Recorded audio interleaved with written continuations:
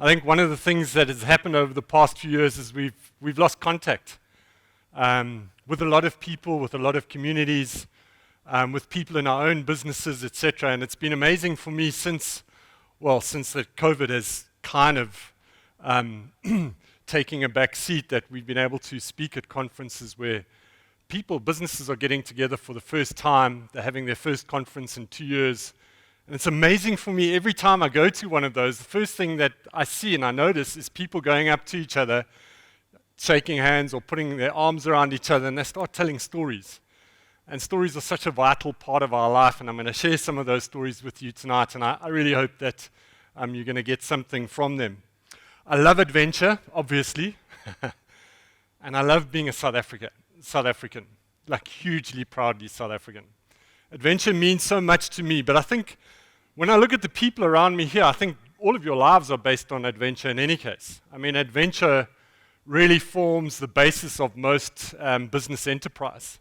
It's what drives scientific discoveries, builds nations, and really is at the heart and foundation of many relationships, especially mine with my wife. I know my adventure with my wife is probably the greatest expedition I've ever been on. But I'm going to ask you to picture the scene right now, and I'm going to do this a few times as we go through this evening. So picture this. This is a place in Antigua in the Caribbean called English Harbor. Now I'm going to ask you to try and put that in midnight. It's midnight. It's February the 28th, a couple of years ago. I've just rowed in there with a good friend of mine, Bill Godfrey, on a 7-meter rowing boat. Our hands are raw and blistered almost to the bone. We haven't slept for 1 second in 4 days, because the last 4 days of that row was in a massive storm. And as we're weaving our way through all of these boats and super yachts, they get bigger and bigger as you go down. It's a couple of kilometers long, to the quayside, where pretty much the whole island had come down to see these two mad South Africans arriving on their rowing boat. There were two clear sounds that I could hear coming across the water. And the first one was people singing Nkosi Sikelele. Antigua and the Caribbean are full of South African sailors, and they'd all come down to see these guys arriving. And then there was another sound that we heard, and what's that sound that South Africans just don't seem to get away from ever? At all. Vuvuzelas, right. Okay. I don't know where they got them from, but there were vuvuzelas there. And then getting off onto the quayside, grabbing my wife, holding the South African flag above Billy and my heads, was such an amazing feeling for me. You know, South Africans, wherever I've traveled in the world, I've always been greeted with open arms, because South Africans are known as a tenacious country, as tenacious people with resilience and grit and perseverance. It's just the way we are wired. Adventure is rooted deeply within our souls and the way we do things. So every time I reverse out of my driveway to go on an expedition, something quite profound happens to me. And again, I'm going to ask you to picture the scene, because I don't have a picture of this. I'm sitting in my bakkie. Okay, so it's any of the expeditions, and it's the same scene that unfolds every single time. I'm reversing out of my driveway. I live 20 kilometers north of East London. Alec didn't say anything about East London. Most people keep quiet about East London. When I tell people I'm from East London, they kind of get this glazed look. Is anybody here from East London? I've got to be careful what I say. Yes. So they kind of get this glazed look over their eyes, and it's like East London and PE are the same place. In any case, it's not PE, it's in East London. So I'm sitting in my bakkie, and I'm reversing out of the driveway, and I look at my house and I look at my garden. I have my beautiful wife, Kim, sitting next to me. I have my daughter sitting behind us, Hannah, in the back seat. And in the back of the bakkie, I have my last-minute things that I need to take with me to the start of the expedition. Sled skis or whatever it is, food, you know, those last-minute things. The rest has been taken up ahead of us, especially the big expeditions. Look at my house, I look at my garden, and I think two thoughts. The first one is, look at everything and I think, geez, I wonder if I'm ever going to see this place again. Because that's kind of the nature of the expeditions that are going, especially the big ones. But most importantly, the second thought. I turn to Kim and I look at her and I say, Kim, I know this sounds weird, but isn't this just so wildly exciting? Because the very next time you and I drive back into this driveway, a whole story is going to have unfolded. A whole journey is going to have taken place. Just I wonder what that story is going to be.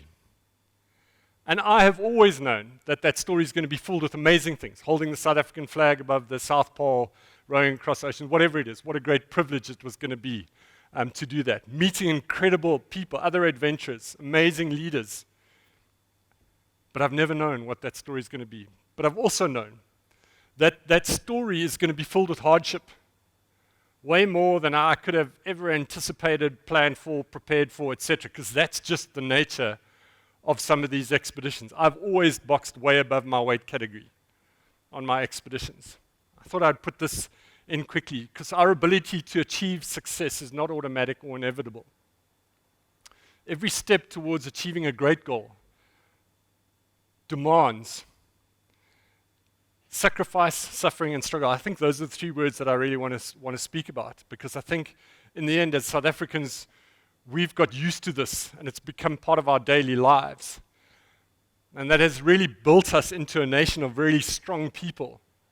So it requires leaders and people who are dedicated, disciplined, and infinitely passionate.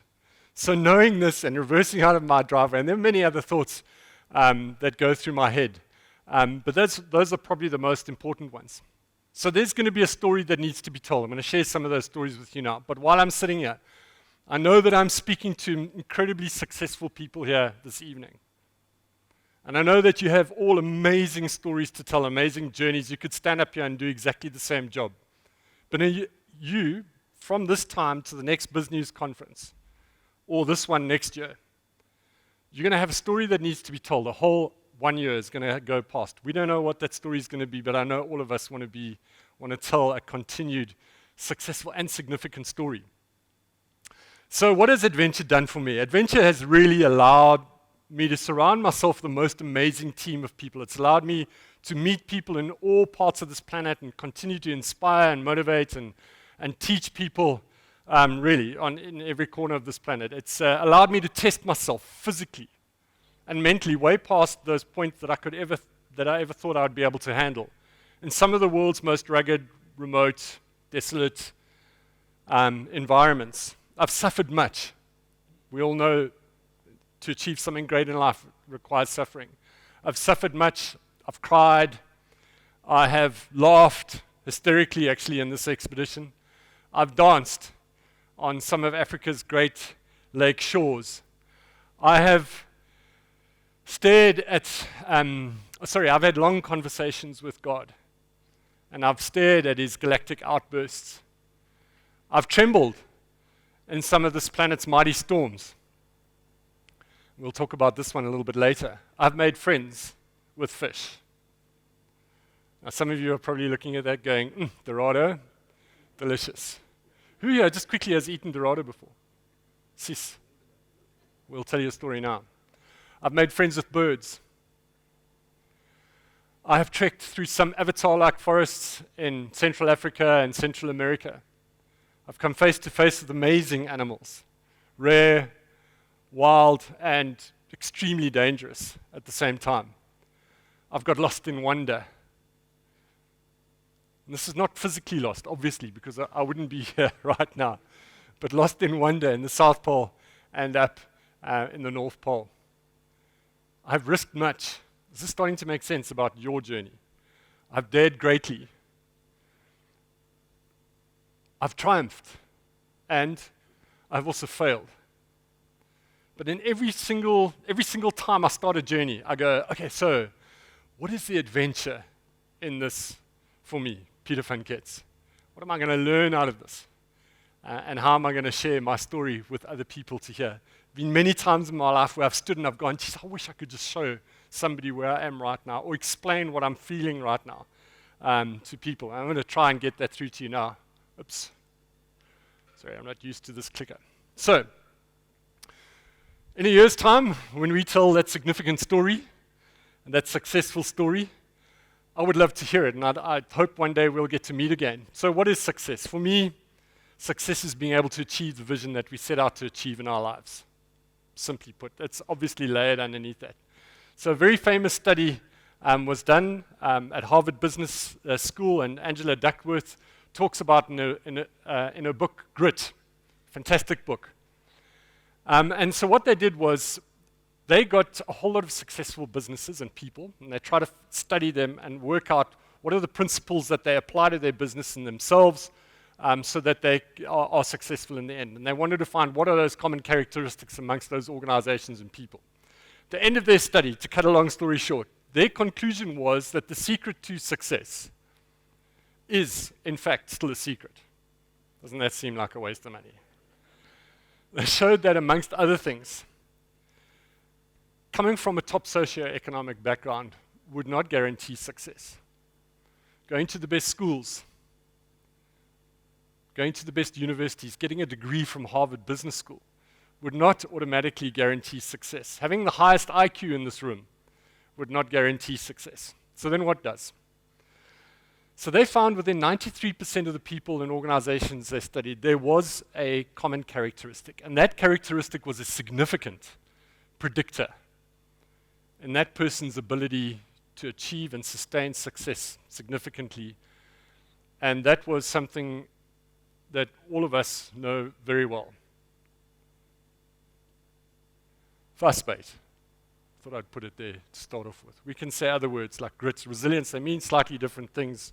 Resolve. But I like the isiXhosa word. I'm from the Eastern Cape. We have an amazing isiXhosa word, and it is nyamazela. Nyamazela is a beautiful word. I was speaking to a Xhosa woman the other day, and she said, you know, Pete, nyamazela doesn't just mean perseverance. It doesn't just mean endurance. It means to go on a journey, and during that journey, when you are faced by a moment of imminent disaster, and you're able to overcome that moment, and then the next, and then achieve success in the end, that package is nyamazela. Isn't that insane? Beautiful word, and you'll see why that word is such an important word to me later on in my talk. So as an adventurer, I've had lots of opportunity to practice nyamazela, many expeditions. So some of my favorite ones, this one here is the Great Nile Congo Divide. We did a couple of years ago, and that was really trekking and mountain biking a series of mountains and the Ruwenzoris, basically from southern Rwanda right up to DRC and Uganda. And it's a series of mountains and volcanoes that split the Nile River on the east and the Congo River on the west.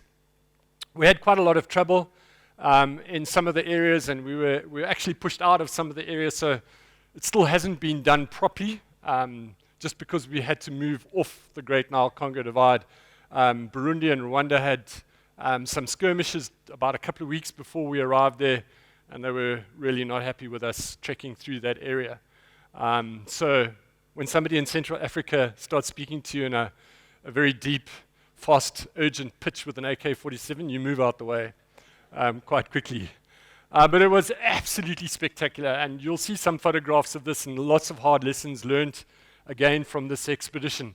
And one of the greatest encounters, obviously, was a time that we came across a group of gorillas and spent some time with them. The gorillas have also been definitely affected by COVID. They have 93% of human DNA.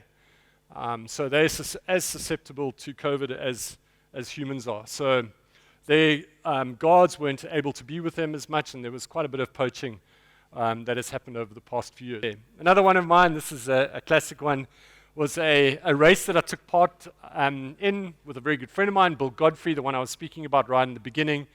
And the race's name was the Woodvale Transatlantic Rowing Race. It is a 5,500 kilometer row from the Canary Islands just off the coast of Morocco, across the southern part of the North Atlantic Ocean to Antigua in the background. On the other end. The race itself completely 100% unsupported and unassisted, which means from this moment, this is at the start line, from this moment till we got to Antigua on the other side, we would not see a soul. No boat following. People said, did you get onto a boat and sleep? Nothing, 100%. We rode this boat here, Gulmo Challenger, in shifts of. Now try and picture this again. In shifts of an hour and a half on, an hour and a half off. 24 hours a day, 7 days a week, for 50 days and 12 hours. There wasn't 1 second on this row that one of us wasn't rowing, except for Christmas Day. And we were so excited about Christmas Day, because Christmas Day, we were looking forward to a half an hour where we would sit down together and eat our boil-in-the-bag chicken and herb dumplings. Woo! Look, is that what we're having for dinner tonight? Is it? Okay, excellent. So, why would I be excited about boil-in-the-bag chicken and herb dumplings? Okay, so if you've ever done any hiking in mountains, you may know freeze-dried food and you may know boil-in-the-bag food. Boil-in-the-bag food is ready-made food, all in one, super heavy, great, delicious, high in nutrition food. But it's heavy. We wanted to win this race and break the world record. None of that was going to go on board, okay, except for Christmas lunch. So the rest was freeze-dried food. But we had a trick with freeze-dried food. Freeze-dried food is amazing. All you do is you pour boiling water in it, not the South African version that we get. It's terrible. There is a Norwegian and a British one, which is much better. So you just pour boiling water in and you eat it, okay. But to consume the amount of calories, to eat the amount of calories that you're using would take too much time. So we had to do something about that. We needed to add something to our food. And that's where olive oil comes into it. 100 mils of olive oil is equivalent to a 4-course meal, something like we're going to have this evening, in one shot. So we'll take our freeze-dried food, mix it with water, pour 100 mils of olive oil, and eat it in. 4-course meal in one, so you got 5 courses in one bag. And the rest of the time, so 3 or 4 times a day, we'd take a little mug, pour olive oil in, and swallow it down. So obviously now I can't do olive oil anymore. Okay. So we do something else now. Who of you here, by the way, got given cod liver oil as a child? Yeah. There are not many under 30s here today. I don't know why. Our parents thought that cod liver oil was the medical solution to most ailments of our time. So if you've had cod liver oil, how does that make you feel? Speak about it. It gives you that funny feeling right here. Okay, so olive oil does that for me now. Okay, I can't do olive oil anymore. So, this is day 8 of the row. And Billy has just got off the satellite phone radio interview with John Robbie on 702. And during that discussion, John Robbie says to him, "Oh, Billy, and by the way, do you guys know that you're in first position?" We said, "What? Excellent." So, day 8, our dream was starting to come true. The vision that we had for this race, all the planning, all the preparation, all the millions of things, 2 years of solid preparation, was all starting to pay off. And Billy's just got out and told me the news, and that's how this photograph was taken. Our objective was to win the race and to break the world record. From the very first discussion that we had, we said from that moment on, once we agreed to doing it, everything that we did was in preparation for this moment, and then obviously crossing the finish line. Adventurers love to tell you how much they suffer. Okay, pull their teeth out with pliers, cut their fingers off with frostbite, and they love showing photographs like that. I'm going to spare some of that with you this evening. But let me just tell you there were 4 storms during this row, about the last storm. The last storm lasted 4 days, and that's when I rode in without any sleep. In that last storm, the wind went from 5 kilometers per hour up to 110 kilometers per hour. So, and on and off, okay? So if you've been in anything over 70 or 80 kilometers per hour, you'll understand the ferocity of that wind. So it's basically like us in the rowing boat in that picture that you saw of us crossing the Barents Sea, except it's a 7-meter rowing boat. The swell went from 1 meter up to 12 meters. Maybe it's a little bit higher than the apex of this roof. These are not breaking waves, okay, like you would see in The Perfect Storm in Hollywood. Okay, it's just not like that out at sea. These are massively thick swells, 12 meters high, running at high speed across the ocean. And then because the wind blows so consistently day after day, and especially now during a storm, it creates those white horses. And they can get really big, 6 to 8 feet big, maybe even bigger, breaking over the boat. With lightning in parts of the storm striking 100, 200 meters away from the boat. And if you want to experience that, maybe climb the berg tomorrow afternoon and hang around for a bit. To be in a lightning storm, there is no more frightening place on the planet for me. That's just my experience, than being on a 7-meter rowing boat in the middle of the ocean in an electric storm with swell and wind like that. It's an amazing place to be. And when we finished that row, we finished it, as I said, at midnight on that last row, and we had all those boats to get through, and I'll never forget getting onto the quayside on the other end, and I could hardly stand, and there were so many people there, because they had experienced exactly the same storm. They were kind of like coming to see what those guys in the F1, when they have their crashes, what they look like afterwards. And I'll never forget, being out at sea for 50 days without your wife is a long time. And the very first person that I hugged was my beautiful wife. Okay, that's not Kim, if you're starting to think that, okay. So I put my arms around Kim, and I say to her, I whisper in her ear, I say, Kim, if I ever say I want to do something like this again, please, you've got to absolutely stop me, okay? So it's a bit like asking a mother that's just given birth to a child naturally without any drugs, if they'd like to just quickly go and do that again. It's not going to happen, okay? So Kim looked at me. She's a feisty Eastern Cape girl. She looked at me and she said, Pete, don't worry, I absolutely will. So let's fast forward. A couple of weeks later, I'm back in South Africa. I'm starting to think about the next expedition. It dawns on me, no African has ever rowed any ocean solo before. So this has obviously got to be done. I'd like to be the person that does that. Now, this is a thought, okay? So it's not anything that I'm expressing at the moment, because Kim is a feisty woman. And so I start thinking about this until I can't hold it in anymore. Now, one day I get home and I say, Kim, come sit down. There's something that you and I need to chat about. And we sat down and we had this conversation about doing the next row solo. And at the end of the conversation, she fixes me with a stare and she looks at me and she says, Pete, you know what? You must go and do this row. I will never ever stop you from achieving that dream and that vision that you have for your life, both personally or professionally, because for me to do so would diminish you as a person. She said, so go for it. She said, but be warned. How's that for an amazing wife? Yeah? And so 2 years later, there I am, on my new boat, in the same race, a boat that I called Nyamazela. And how apt that name was going to become, only time would tell. And again, I rode her in shifts of 1.5 hours on, 1.5 hours off. Except when I went off for the hour and a half, there was no Billy keeping that boat going in the right direction. And that boat would be left to the wind and the current and nature, whatever nature could throw at me during that time. And it was the toughest time of that expedition. And I did that 24 hours a day. So that's the 1 o'clock, 3 o'clock, 4 those sessions. 24 hours a day, 7 days a week for 76 days. Now they say, if you want to know yourself, spend 24 hours in isolation. And then try 76.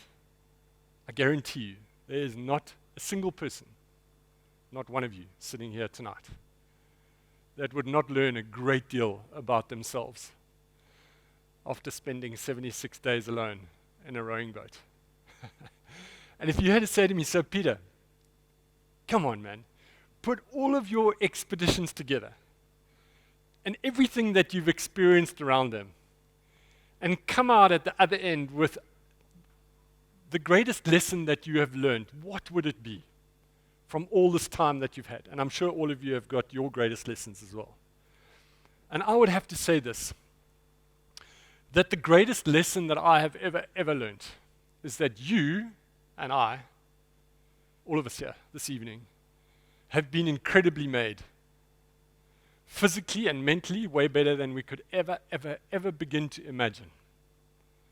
But, kodwa, it is only when we are faced by adversity or we are faced by great challenges, there's a difference. Or where we are faced by that moment of imminent disaster, where we are boxing way above our weight categories. I know that sounds all cliched, but it's true. When we are able to overcome that moment, or that adversity, that challenge, and then we do it again, and we form these processes, we put these processes in place in our lives, and we do it again and again and again, do we begin to realize how incredibly well we've been made and what potential we have. And it doesn't matter who you are sitting here this evening. It doesn't matter what you've achieved in your life. There's just so much more. So I always say, so in this journey that we're going on, this story, this amazing story that we want to tell one day, the expeditions that I plan, the first starting point is, for me, is I've got to believe that I can actually do that if I do the right things in order to achieve that. And whenever I've started, I've always said yes before I know that I can actually do it. It's a bit silly, but then I put stuff in place. So I had one storm on this row, and it lasted 6 days and 5 nights. And it was an incredibly challenging time for me. And I had to really ask myself deep questions about why I was doing what I was doing and whether I had it in me to continue doing what I was doing. And I did. And 6 weeks later, I'm going to talk about one or two of those things just now. And 6 weeks later, after that storm, exactly 6 weeks, I got close to Antigua. This is the night before, sunset on the last night. And I want to tell you that last evening, coming into Antigua, was quite an amazing situation for me, because as much as I wanted to be in, I also didn't. Because it was one of the only times in my life that I could be so singularly focused on something without the clutter of the world around me. Such connection with the ocean and fish and birds and stars, and it was an amazing time. But obviously, I needed to come in and see my family. And this is the moment of crossing that finish line in Antigua. 76 days later. I love this photograph. Minus 18 kilograms. You can see I'm quite a scroll oaky as it is. Minus 18 kilograms of body weight here. Pretty much like a prisoner of war, okay? I don't know if you can see my seat. It's got this much foam underneath it because my poor backside was struggling tremendously. But underneath my boat there, I have 6 fish living with me. And you saw a picture of them just now, Dorado. I'm going to tell you an amazing story about them. So I'll never forget at the end of that expedition, that row, I get into English Harbor, get onto the quayside. 76 days is a long time to be alone out at sea. Grab my wife, Kim, again. I put my arms around her and I say, Kim, now seriously, if I ever say I want to do something like this again, please, you've got to stop me. And she looked at me and said, Pete, don't worry, this time I absolutely will. Okay. So let's fast forward. A couple of weeks later, we're back in South Africa. She comes to me and she says, Pete, you owe me. So I go, yeah, Kim, of course I'm indebted to you. I said, what's up? She says, next expedition is mine. So I said, okay, fantastic. So she ran from our house along the coast to Mozambique, a marathon a day. And then at the Mozambique border, got onto a mountain bike and mountain biked the inland borders of South Africa to just below Grabie's Falls, like the southeastern border of Namibia. It's about 3,200 k's, that ride. And then she kayaked from there on the Gariep Orange River to the mouth, Alexandria Bay, and then put her running shoes back on and then ran along the west coast and the east coast back to East London. Incredible journey, 6,800 kilometers. And you think I'm nuts. So my daughter, Hannah, the other day, she's quite sedentary. I don't know where that gene comes from. And okay, so Kim and I argue about it all the time. I'm trying to get her to do a mountain bike race, and she's grumpy about it. And she's busy packing her bag grumpily. And I hear her under her breath going, if only I was born into a normal family, this would never have happened. It's tough in Africa.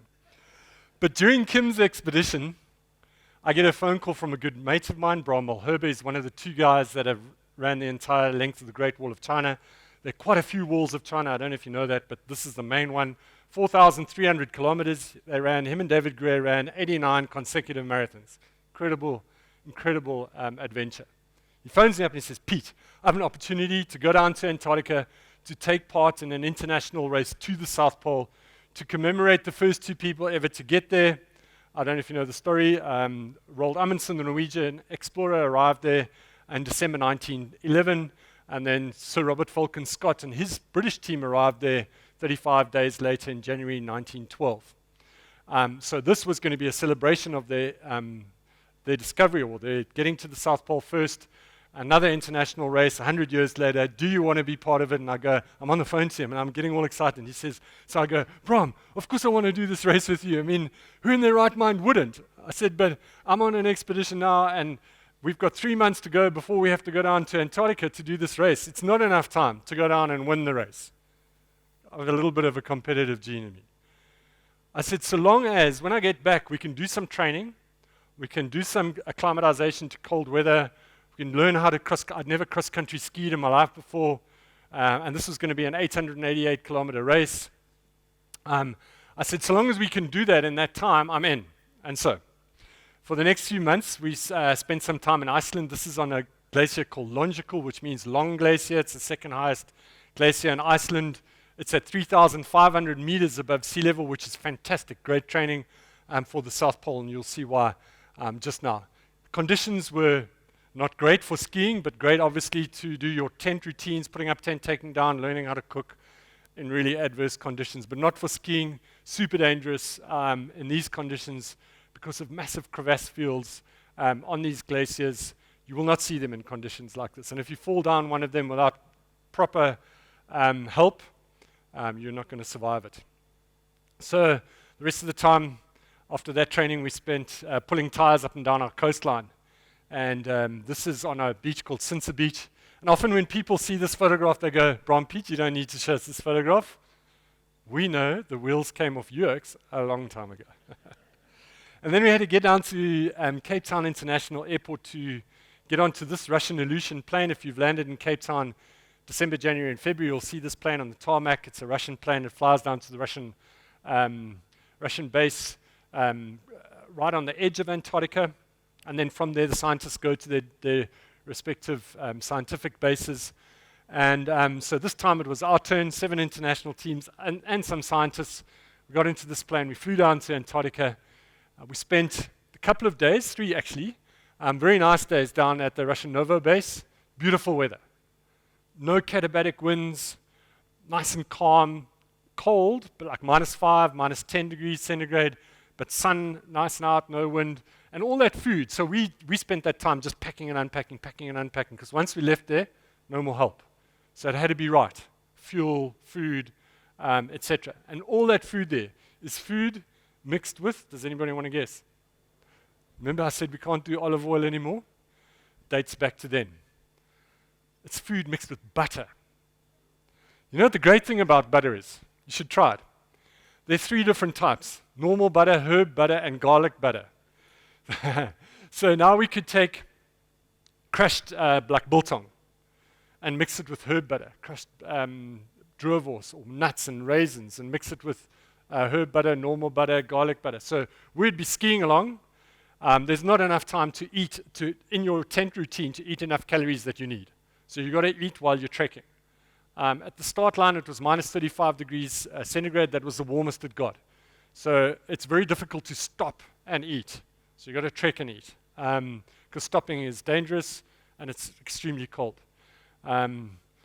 So we popped these like frozen balls in our mouth. It was amazing. Once we had done that, we left with all 7 other teams on a trek just to get to the start line. And it took us 10 days of trekking 16 hours a day just to get to the start line. And I've put this photograph up here because it's the 2 teams that were picked to win the race. The team closest to you, that's the British team, out to show that it should have been Scott who got to the pole first 100 years ago. I don't know if you know, there's great debate in the adventure world about who was right to go, because Amundsen was actually on his way up to the North Pole.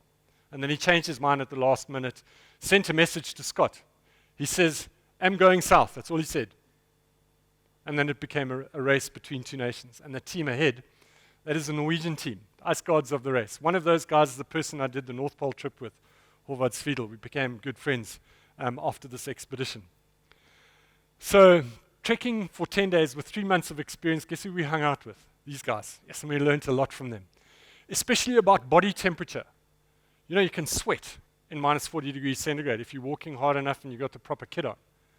And if you sweat and it freezes on you, it's extremely dangerous, because that's when you're going to get frostbite. So these guys, subconsciously, would be trekking unzipped, because you've got zips everywhere to control your temperature. And they'd be trekking, and they'd just zip and unzip and zip and unzip. They're not conscious about it at all.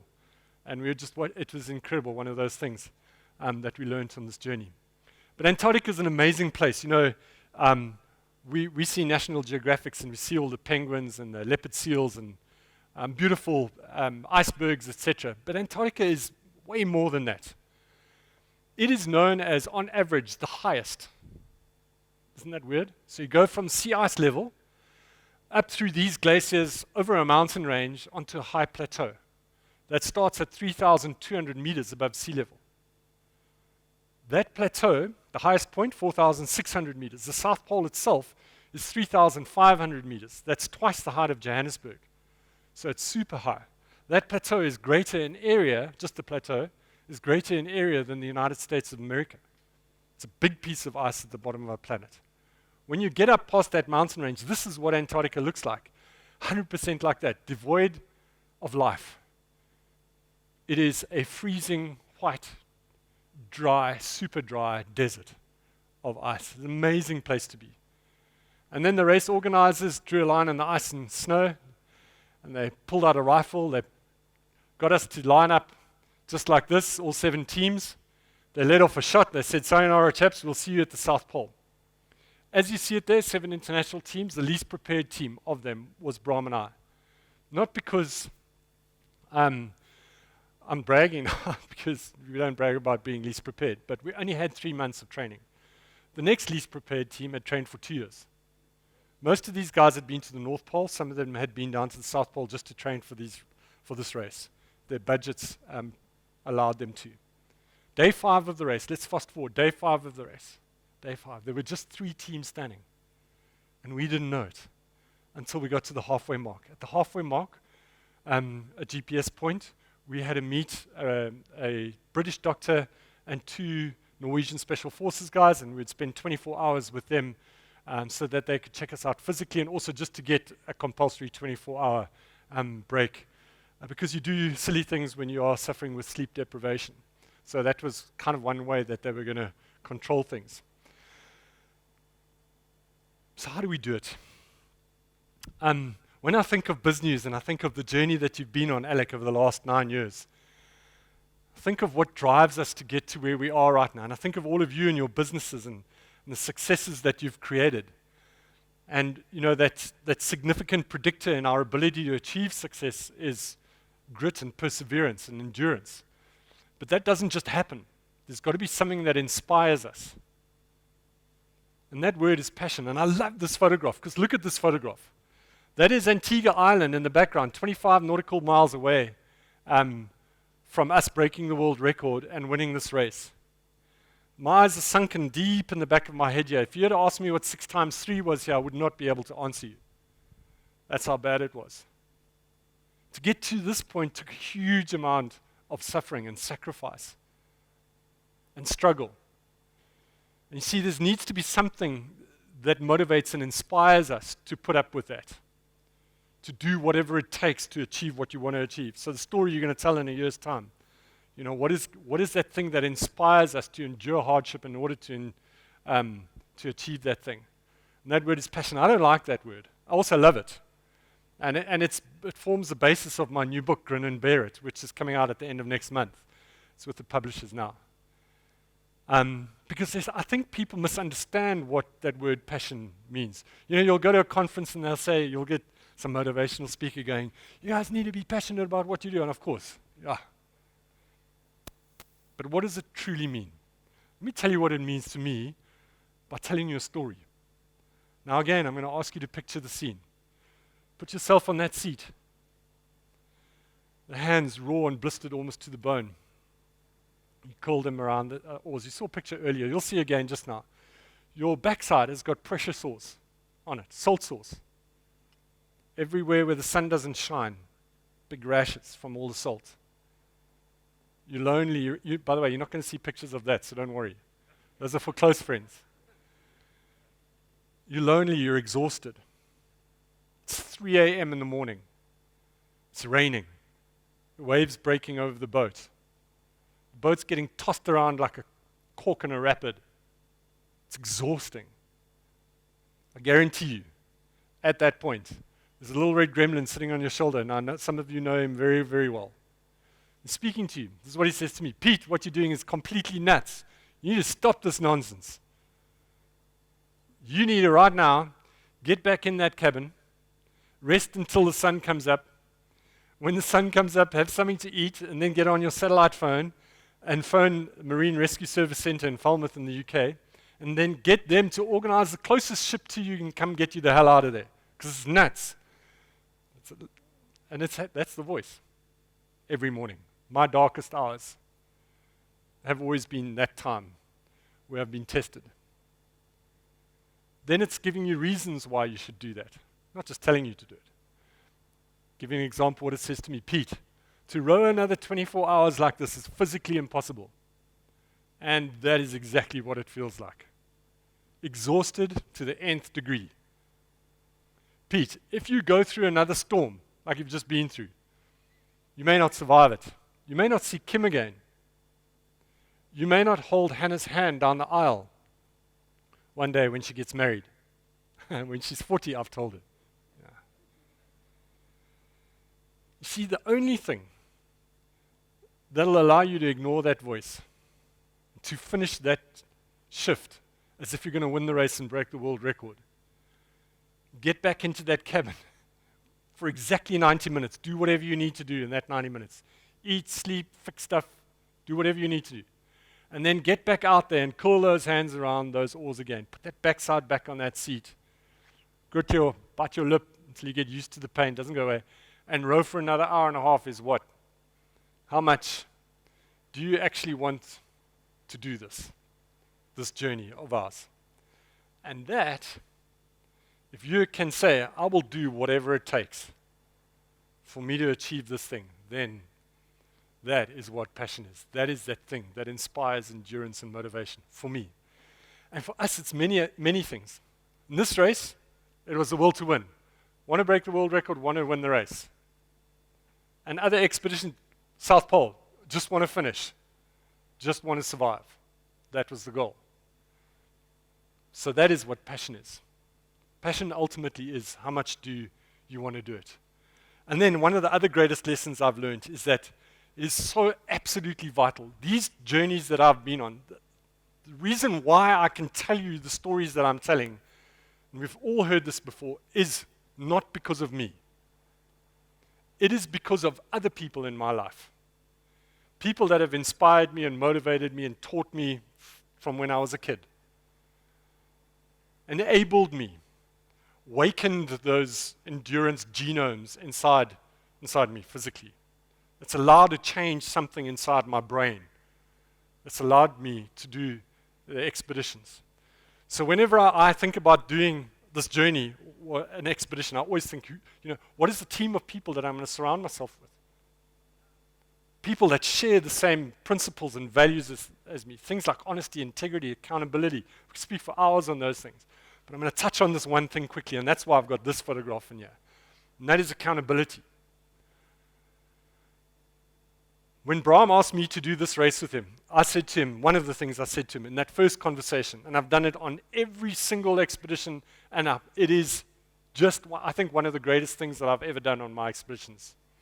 As I said this, Brahm, I will do this expedition with you on one condition, that during this expedition, your focus is going to be to look after me. Sounds weird, eh? I want you to look after me. If I'm not eating properly, make sure I eat. If I'm dehydrating, make sure I hydrate. If I'm feeling demotivated, inspire me, motivate me, tell me a joke. And you know what? I'm going to do exactly the same thing for you. My job on this journey is going to be to make sure that you're okay. I've got your back, Brahm. I'm going to look after you. I'm going to make sure you're okay. We're going to do this thing together. We're much stronger in this journey together than if we are alone. And I always say this to teams that I speak to. Imagine if we could all connect like this within our businesses, within our families, in relationships we have our brothers and sisters and wives, husbands. I've got your back. It's such a critical part of our journey. Not just in preparation, thousands of things that we needed to get together. But one of the things that I also said to Brahm is that we really need to connect and connect in such a special way, Bram, that I trust you with everything that I have. I can absolutely know that when things are not going well, when we are at the end of our tether, that you have the capacity to help me, and I have the capacity to help you. And it's a long story. We could tell. Alec was talking about, I've got the 8th Summit. I've got some books here if anybody wants a copy. This story and many, many others are inside this book that I don't have enough time to speak about tonight. Polar bear food. Okay, so all the journeys, we suffer. There's lots of suffering happening on these journeys. That's light frostbite, some serious frostbite. These are my hands during the row. But it's not all doom and gloom. There are amazing stories that happen on some of these journeys. I quickly want to tell you about this. This is Simon. This is a juvenile storm petrel. Landed on my boat on that 6-day storm on my solo row. I named him Simon after Paul Simon and Lady Blacksmith Mabaza, their song Homeless. He was homeless. He needed a place to stay. He stayed with me for 3 days on that row. When I got him from outside and I put him into the cabin, he was terrified. He scampered off into a part of the you can see where my sleeping bag is next to me. That's the hatch leading outside. This is me on parachute anchor in that storm in the middle of the Atlantic. And I fell asleep, and I woke up a couple of hours later, and there's Simon walking around that boat. It was an incredible experience having him with me. It meant more than just a bird on my boat, and that's also another long story. 2 of the 6 Dorado that lived with me for 6 weeks. Now, I know you're going to think I'm nuts when I tell you this, but you can go and watch the documentary Not Alone, and the reason why I called it Not Alone is because it's not about me. So this journey is about people and things and experiences that I had. Straight after that storm, I noticed these Dorado living underneath my boat. And they would go and hunt flying fish the whole day and then come back and sit underneath my boat, and at night they'd be under my boat, under my oars. But every sunrise and sunset after that storm, they would jump out the water. At first it started 20, 30 meters away from the boat. And I couldn't understand what they were doing. And they would jump out, bum, and they would jump out, bum. And as the weeks went past, that would happen closer and closer and closer to the boat. Until I recognized something. Until they got really, really close, like 3 or 4 meters away. Then they would jump out the water and they would make eye contact with me. Because now they're close enough to okay, now eye contact, not like this, okay. This with the one eye. Okay, like this. Hard to show. But they would make eye contact with me. And I started realizing that these fish were connecting with me in a weird way. Because if I wasn't on deck during that sunrise and sunset shift, they would swim up to my rudder and hit the rudder. Bam, bam. Or they'd jump out the water. You saw them jumping out the water in that video. And slap their bodies hard against the water. Bop, bop. Like that, make a noise. Until I got out, until they made eye contact with me in that weird way, they wouldn't stop. Isn't that insane? You can see some amazing footage of that. I've got it on my YouTube channel for anybody if they want to go in and have a look at it. Incredible journey. An incredible part of the journey. People say, what is the most beautiful place you've ever been to? Right here. No big city, no Maldives, no nothing. Right here. Let me explain why. I'm going to have to ask you to picture the scene again. 3 o'clock in the morning. It's pitch black. No moon, no clouds. The water is like that. It's a mirror. Absolutely flat. There is not a sound. Nothing. It is 100% silent. Nothing. It's a weird sound, believe it or not. The sea is full of bioluminescence. It's a phosphoretic kind of plankton. If you're from the coast, maybe you've seen it. Maybe you've been out at sea at night and you've seen it. You just touch the water like this at night, and it lights up this bright green color. And sometimes it gets so thick that when you do your draw stroke through the water, at the end of the stroke, instead of it going splush, it goes like that, like oil. And at night, that lights up this bright green color, this phosphoretic color. And those swirls just go, big green swirls past the boat like that. And then as you lift the oars out, because it's such like a mirror, as you lift the oars out and bring them back, doing your draw stroke, each water droplet that hits the surface of the water just explodes in this like green explosion. absolutely insane. And then you stand up on your boat. Just remember the silence. And you look around. You look up at the stars. You cannot make out the constellations because there's just too many stars. It's just too bright. There's no moon. There's meteors flying all the time. It's unbelievable. And you look at the horizon where you think the stars are going to end, but it doesn't end there. It ends right on the edge of your boat because it's like a mirror.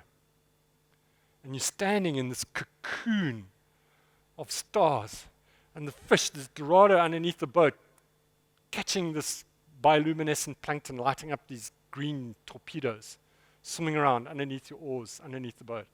It's absolutely spectacular. I hope that I get to see that again one day, but I've told Kim, no more rowing. I'm gonna finish off with this one now, because we're gonna run out of time. I love this point. It's called You Snooze, You Lose. Two types of discipline in me that I have in my life. The one is external discipline, and one is self-discipline. External discipline is me and Billy waking each other up, like in this row. Every hour and a half saying, okay, Billy, it's you to come row, and then him telling me, it's great. We won the race, broke the world record. But put yourself in this boat again here, 3 o'clock in the morning. You're inside the cabin.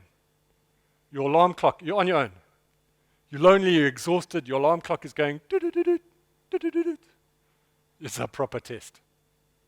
Because what do? You're exhausted, your hands are rotten, it boils on your backside. But you want to win the race, doesn't matter what, whatever it takes. Well, you've got to switch that alarm clock off. You've got to suck it up.